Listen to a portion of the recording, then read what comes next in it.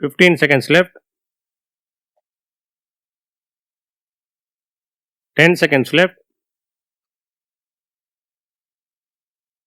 5 seconds left. Begin. மாண்புமிகு பேரவை துணைத் தலைவர் அவர்களே, இந்த அவையில் மொழியப்பட்டுள்ள ஆளுநர் உரையின் மீது எனக்கு பேச வாய்ப்பளித்த தங்களுக்கு நான் சார்ந்திருக்கிற கட்சியின் சார்பாக நன்றி தெரிவிக்க கடமைப்பட்டிருக்கின்றேன். இது மக்களின் எதிர்பார்ப்புகளை நிறைவு செய்யும் ஓர் உரை. வரும் ஆண்டில் இந்த அரசின் செயல் திட்டங்கள் மற்றும் கொள்கை நிலைப்பாடு குறித்து இந்த ஆளுநர் உரையில் சிறப்பாக குறிப்பிட்டிருப்பது பாராட்டத்தக்கது. இங்கு உரையாற்றிய மாண்புமிகு உறுப்பினர்கள் சிலர் அங்கொன்றும் இங்கொன்றுமாக ஒரு சில குறைபாடுகளை எடுத்து கூறினார்கள். எனினும் பொதுவாக பார்க்கும்போது கட்சி பாகுபாடின்றி அனைவருமே பாராட்டக்கூடிய உரையாகத்தான் இது உள்ளது என்பதை சுட்டிக்காட்ட கடமைப்பட்டுள்ளேன். ஒட்டுமொத்த மக்களுடைய வளர்ச்சிக்கு வழிவகுக்கின்ற வகையில் பல திட்டங்கள் இந்த உரையில் சொல்லப்பட்டுள்ளது என்பதை நான் மாண்புமிகு உறுப்பினர்களின் கவனத்திற்கு கொண்டு வர விரும்புகிறேன். இங்கே தொழில் முதலீட்டை பெறவும் வேலை வாய்ப்புகளை பெருக்கவும் சிறப்பு திட்டங்களை வகுத்துள்ள மாண்புமிகு முதலமைச்சர் அவர்களுக்கு பாராட்டுகளை தெரிவித்துக் கொள்கிறேன். தேர்தல் நேரத்தில் வெளியிடப்பட்ட வாக்குறுதிகளை படிப்படியாக அரசு நிறைவேற்றி வருவதை காண முடிகிறது. குறிப்பாக இணைய வழியில் பணியாற்றக்கூடியவர்களுக்கு நல வாரியம் அமைக்கும் முடிவை இந்திய கம்யூனிஸ்ட் கட்சியின் சார்பில் வரவேற்கின்றேன். இந்த சந்தர்ப்பத்தில் என்னுடைய கோரிக்கைகளை அரசின் கவனத்திற்கு கொண்டு வர கடமைப்பட்டுள்ளேன்.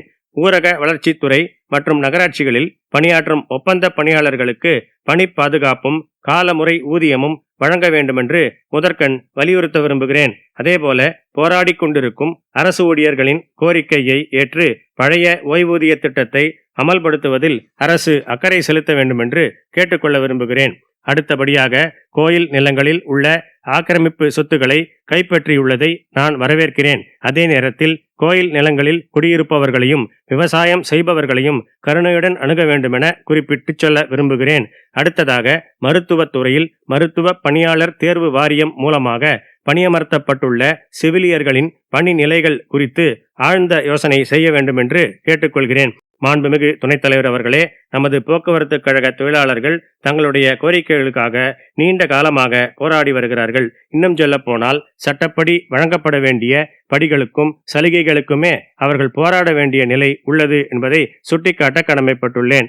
அதேபோல மதுவிலக்கு துறையை பொறுத்தவரை நமது டாஸ்மாக் கடைகளில் 20 ஆண்டுகளுக்கும் மேலாக பணிபுரியும் தொழிலாளர்களை நிரந்தரப்படுத்த வேண்டும் என்று வலியுறுத்த விரும்புகிறேன்.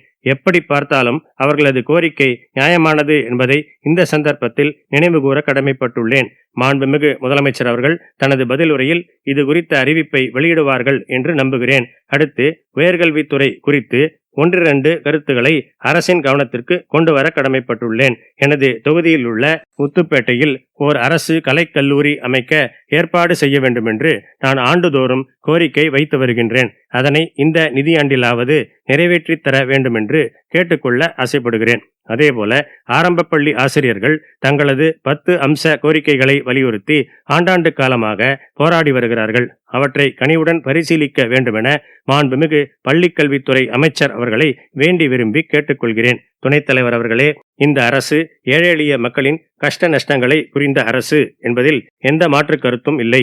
எனினும் சென்னை போன்ற பெருநகரங்களில் ஆற்றங்கரை ஓரங்களில் குடியிருக்கும் மக்களை அகற்றும் போது அவர்களுக்கு அதே பகுதியில் அடுக்குமாடி குடியிருப்புகளை வழங்க வேண்டுமென கேட்டுக்கொள்கிறேன். நகருக்கு வெளியே அவர்களை குடியமர்த்துவதால் அவர்களுடைய வாழ்வாதாரமும் குழந்தைகளின் கல்வியும் பாதிக்கப்படுகிறது. எனவே இதனை மனிதாபிமான அடிப்படையில் அணுக வேண்டுமென கோரிக்கை வைக்கிறேன். அடுத்ததாக கைத்தறி நெசவாளர்களுக்கு வழங்கப்பட்டு வரும் ஊக்கத்தொகை கடந்த பல வருடங்களாக உயர்த்தப்படாமல் உள்ளது. அது மட்டுமல்லாமல் நூல் விலையும் அப்போதைக்கப்போது உயர்ந்து கொண்டே போகிறது.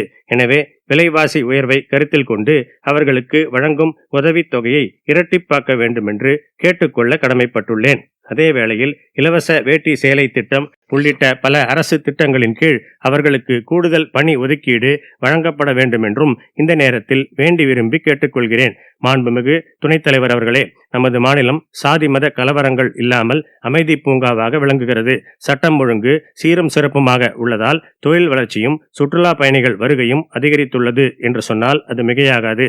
இதற்காக நான் மாண்புமிகு முதலமைச்சர் அவர்களை மாமன்ற உறுப்பினர்களின் சார்பாக பாராட்ட கடமைப்பட்டுள்ளேன். சுற்றுலாத்துறையில் இந்தியாவிலேயே சுற்றுலாவிலேயே நம் தமிழ்நாடு முதலிடத்தில் உள்ளது என்பது உள்ளபடியே பாராட்டத்தக்கது. அதே நேரத்தில் இங்கு வரும் உள்நாட்டு மற்றும் வெளிநாட்டு பயணிகளுக்கு சில வசதிகள் தேவைப்படுகின்றன. குறிப்பாக பொது இடங்களில் அவர்களுக்கு போதிய கழிப்பறை வசதிகளை மேம்படுத்த வேண்டுமென விரும்புகிறார்கள். இறுதியாக நமது வரலாற்று பெருமைகளை அப்பயணிகளுக்கு எடுத்துக் கூற போதிய சுற்றுலா வழிகாட்டிகளை நியமிக்க வேண்டும் என்று கேட்டு என் உரையை நிறைவு செய்கிறேன்.